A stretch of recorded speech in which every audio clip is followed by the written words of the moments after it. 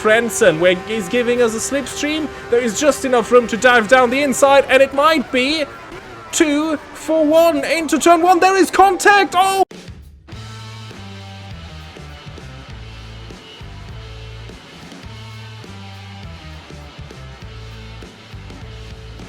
Welcome back to round 4 of our 1994 Formula 1 season in Automobilista 2, where we try to give Lotus a nice send-off with Zanardi, which so far has gone pretty underwhelming. But it is a long season with 10 races still to go, so I'm still optimistic that we might score some points one day, because our pace in all 3 races so far has been encouraging. Most of the time it was just the AI that had something against us, so today, with New Hope, we go racing at the circuit the Barcelona, Catalunya for the Spanish Grand Prix, which in real life was the first one that Michael Schumacher didn't win that season, as it was Damon Hill who took the maximum 10 points that day. It was also the first race that Zanardi actually started for Lotus, as he came in to replace Pedro Lamy from that race on, and he finished 9th, albeit 3 laps down. For our race here, I aim to equal or beat Zanardi's real-life result, to at least finish a race in the top 10 again, without any crash, to find back the form we had at the season opener in Brazil. It will be a tough job though, again, as we look at the starting grid, which somehow almost always is the same, which confuses me a bit. Is this something Razer has changed, so it isn't random anymore with the qualifying abilities specified in custom AI file? It's just in order of the qualifying ability?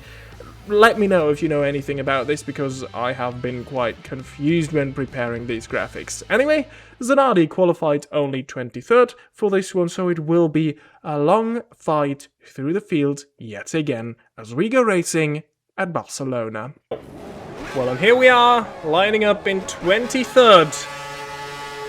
As the lights go green, we go racing at Barcelona, and it is a good reaction from us, which can't be said about Johnny Herbert, who almost gets in our way. We just avoid him, so we're up to P22 already with just a couple of meters into this race, and then we're late on the brakes for the first 2 corners, as the cars all go towards the inside, so there's a lot of room on the outside, which means we move up to P18. Risky move, that one, because if someone jinked to the left there, it would have been race over into turn 1, but it wasn't. And we are already into the top 20, having made up 5 positions compared to where we started. And now we're trying to find a way past Dukio Katayama in the number 3 Tyrrell Yamaha. Around the outsides we go. Doesn't work, so we have to settle for P18 for the moment. Now, Barcelona, a track where you can overtake, but at this configuration of the circuits, the only really realistic overtaking chance is into turn 1, but we won't have this annoying chicane that we had between 2007 and until a couple of years ago. So the last 2 corners are just one fast flow, as we are already slowly approaching them, and then it's a long run towards turn 1. So this is where we will probably see all the wheel-to-wheel action. The rest of the track pretty technical. I do like this configuration, I must say. As out of the final corner we go, and this is the slipstream that we will be hoping for throughout this race. And it brings us alongside Katayama. Into turn 1 we go, and I think that is moved on. And up to P17 we are, just at the start of lap 2.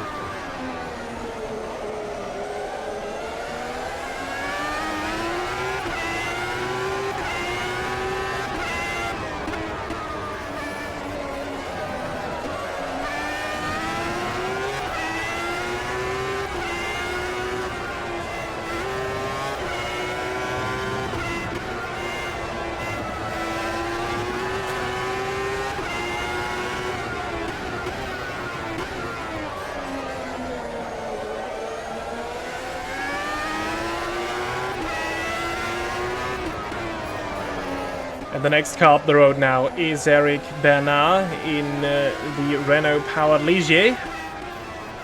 Through the final 2 corners we go, and this is where we seem to be much quicker than the AI.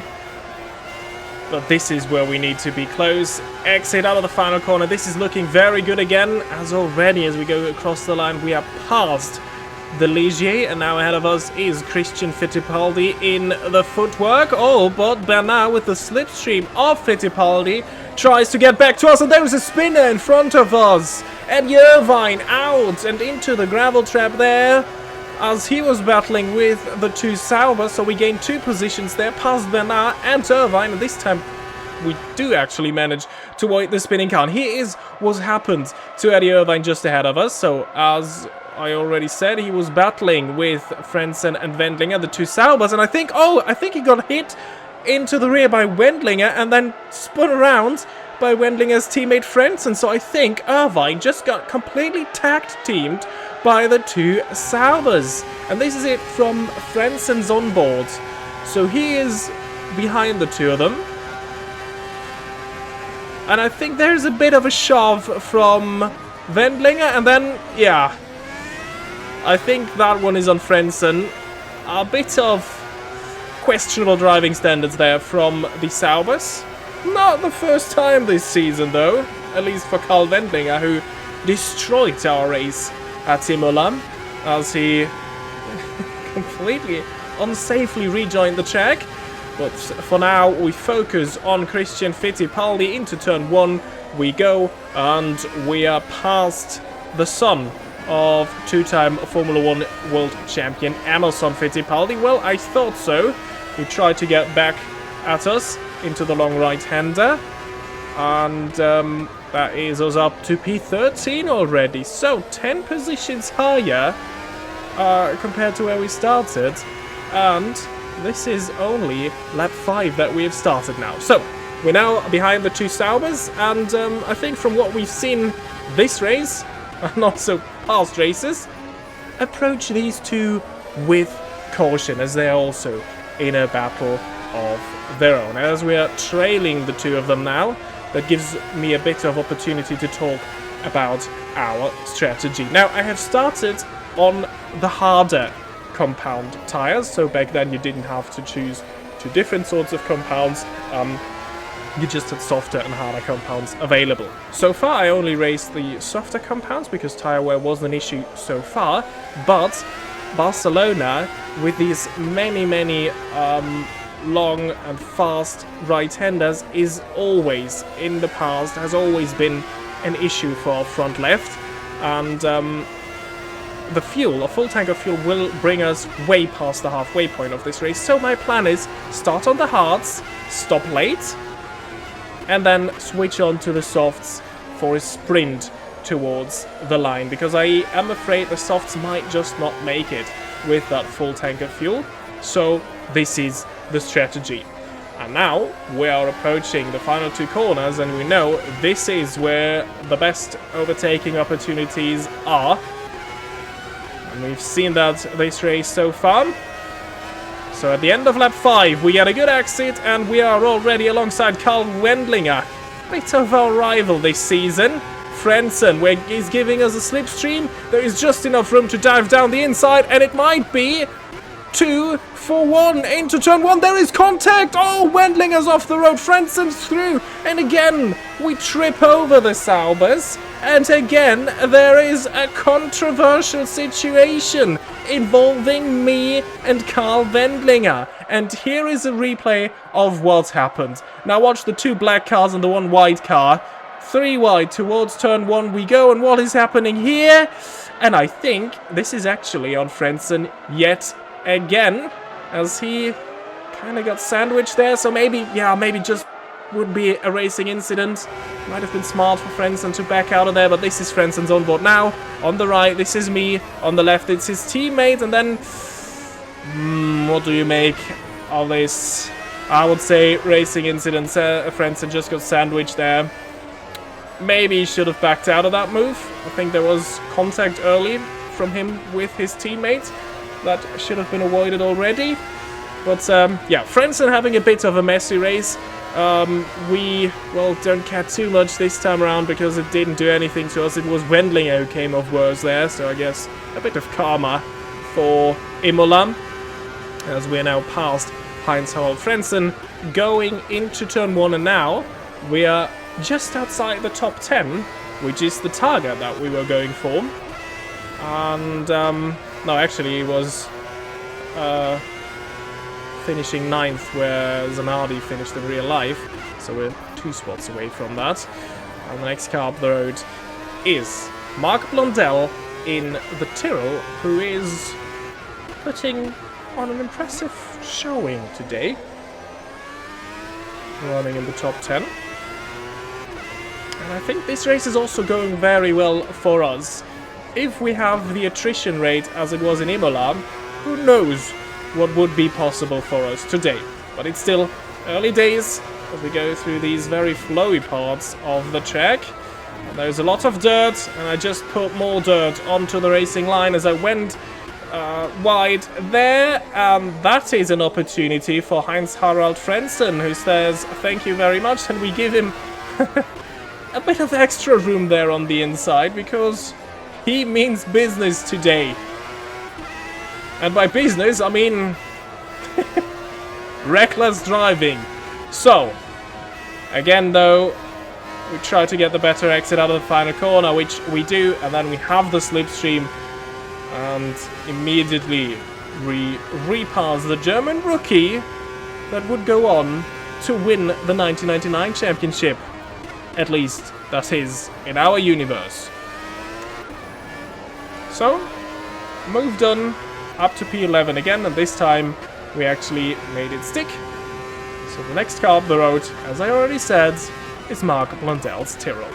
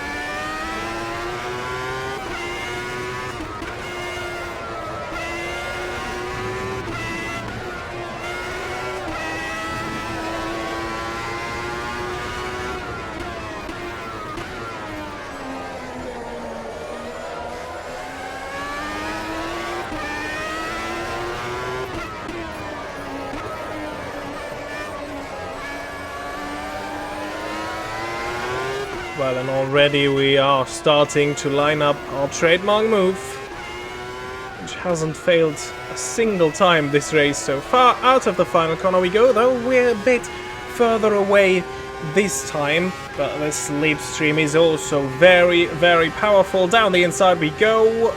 Blondell doesn't fight this one too hard. He leaves us the room on the inside, and even ahead of the braking zone, we are properly passed and up into the top 10. So from here the gaps are getting a bit bigger, and now the competition is also a bit tougher. We jump ahead in time quite a lot here, 8-9 minutes, as we were approaching some lap traffic. Well, we made it already past some of the cars. Now this is De La Ruse of Olivier Beretta, also someone that has caused a bit of trouble in the past. Last race at Monaco, to be exact. Things were going well as well. And then out of the tunnel, we had a coming together with him while trying to lap him. And now this is curious. Ahead of me is now the Ferrari of Gerhard Berger, and I was under the impression that this one would be full position, which I guess makes sense. Ferrari in 9th. But yeah, you were able to see it there. He is not too quick. So there is some sort of an issue for Gerhard Berger. As look at that, even here we are making it past, and as it turns out, you see in the top left, we're still in 10th. So that was actually lapping Gerhard Berger.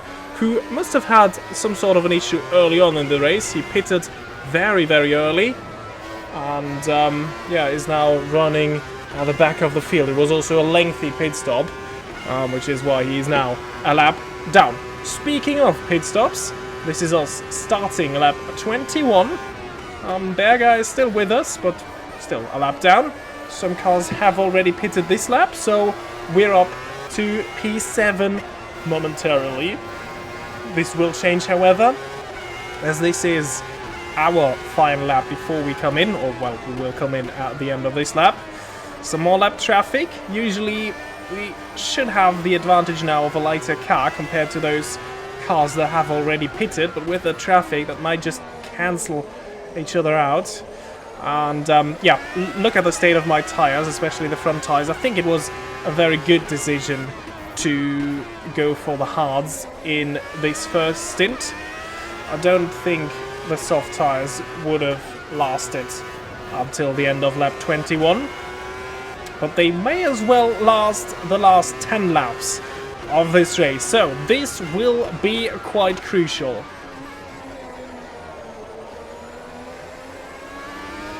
Around the final couple of corners we go, and let's see if we already managed to jump someone in the pits.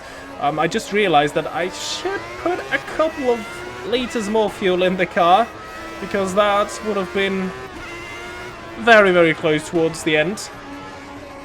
If I just went for the 70 liters I was planning, I need around 7 liters a lap. That would have been very tight with 11 laps to go. So, into our pit box we go. Stop on our marks. Tires are being changed, the hards are going off. Softs are going on. Well, you don't see this. There are no color markings back in the day.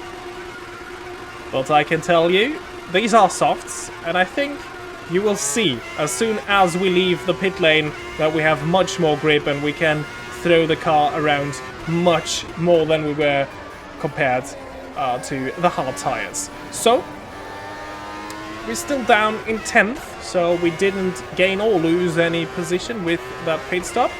That again was a lapped LaRousse that we just passed. But let's look at the first flying lap with those soft tires, and you will see the delta at the end of each sector, and you can see how much quicker we are able to go on those softs. I could already feel it on that outlap.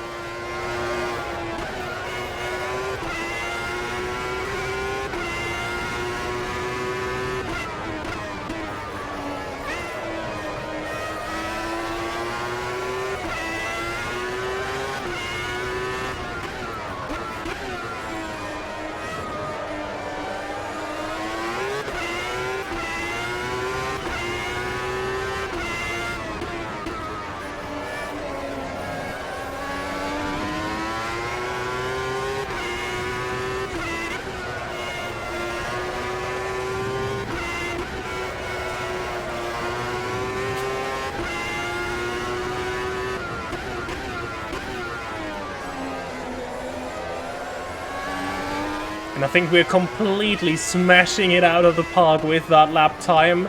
And now the car ahead of us finally is a car that we're battling for position. This is Jos Verstappen in the Benetton, who finished on the podium in the second race at Imola.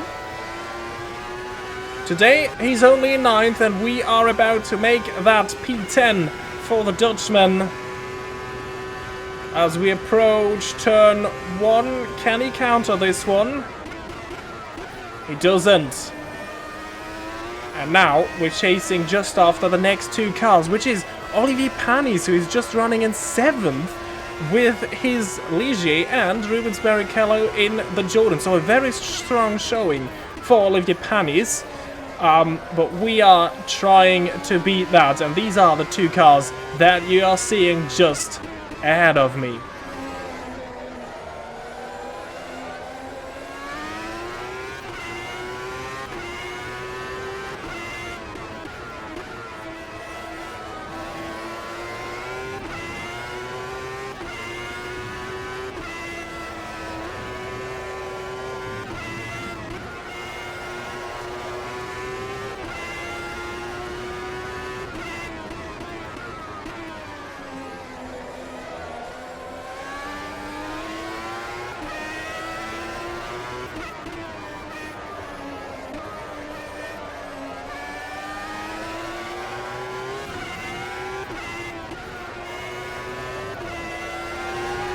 And now, may this already be the opportunity. And now, watch the top left as we go for, again, for 2 into 1 move. We're up to 8th already. We're up to 7th somehow. And now, as we're going for Olivier Panis, we're up to P6. We are in a point-scoring position for the very, very first time this season. At least that is on merit. And we did so by somehow making up 3 positions while passing 2 cars. I was a bit confused, but here is the reason for that. This is the car that just ahead of us was running in P6. This is Martin Brundle in the second McLaren Peugeot. And at the end of that lap, he came into the pits and he came in to retire. Now, there wasn't any smoke to be seen, so I guess this is some other technical issue. But yeah, there we just passed them as they come to a halt. So, that is Brundle out. And now, as we are running in P6, we are already watching the final lap of this race. But this is the very, very front of the field into the final lap. Damon Hill has just taken the lead off of Michael Schumacher in the Benetton. And this is after chasing him down for the entirety of that second stint. Could we see a new race winner here after Schumacher won at Monaco and Schumacher won at Interlagos? Senna won in Imola.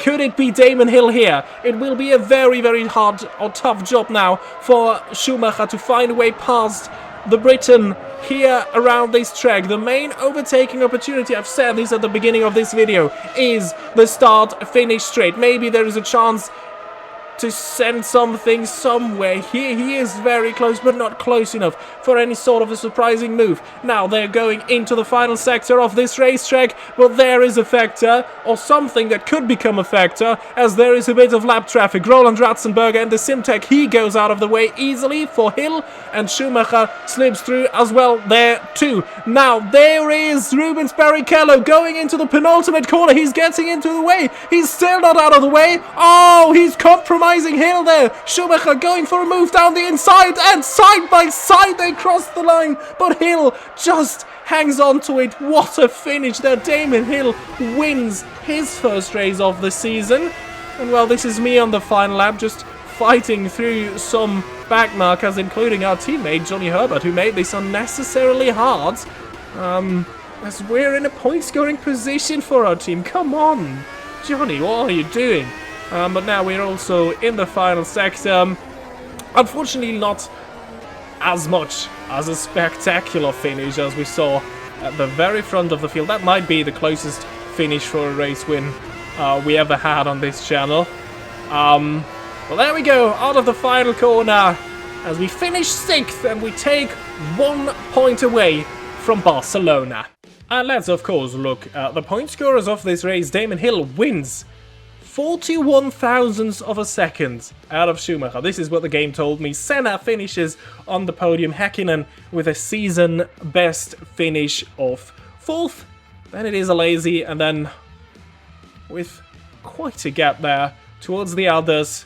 But at least we managed it to finish in P6 and score 1 point here today. And the Drivers' Championship, it is now a proper 3-way fight. Schumacher still in the lead, 2 points ahead of Senna, who is a further 2 points ahead of his teammate Damon Hill. So this is shaping up to be a great fight after the first 4 races of the season. Then it is quite a gap to Alesi, Berger and Häkkinen, who is now in the top 6. And then the rest of the point scorers are here. Verstappen, Barrichello, and we finally put Zanardi on the board. And then let's also look at the Constructors' Championship. Williams with early and sizable lead over Benetton, 16 points already ahead of P2. Ferrari then in third with 16 points, and then it is quite the gap to McLaren on 7 points. Jordan 5th with 4 points, and Lotus is now on the board as well with our 1 point today. And that has been it with the Spanish Grand Prix at Barcelona 1994. The next race will be the Canadian Grand Prix at Montreal in Canada, obviously. I don't know why I said that, but yeah, leave a like if you did enjoy this video, subscribe to don't miss the next race of this season, and I hope to see you all the next time. Until then, goodbye.